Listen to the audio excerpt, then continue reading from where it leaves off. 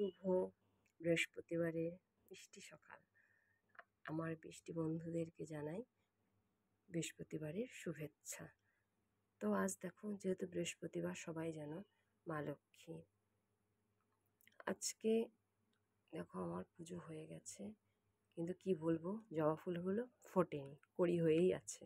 মানে এত সকালে না ফুল এনে রেখেছিলাম, ফোটেনি। তো যাই হোক, এই দেখো আমার গোপুসোনাকে বসিয়ে দিয়েছি, দেখতে পাচ্ছ। এই যে আমাদের গুরুদেব, মানে আমার শাশুড়ি মায়ের, এই এটা হচ্ছে আমার গুরুদেব, এটা হচ্ছে আমার শাশুড়ি মায়ের গুরুদেব। তো দেখো, এই যে আমার গোপুসোনা, এই যে আমার রাধা গোবিন্দ। তো এখন বাজে 7:20, আমার পুজো প্রায় শেষের দিকে।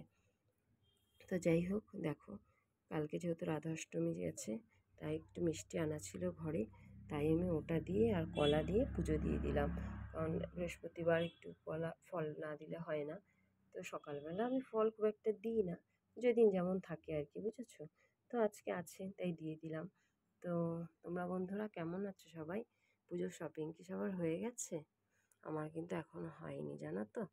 তো যাই হোক, বেশি কথা বলবো না, বৃহস্পতিবার পুজো দিতে একটু সময় লাগে।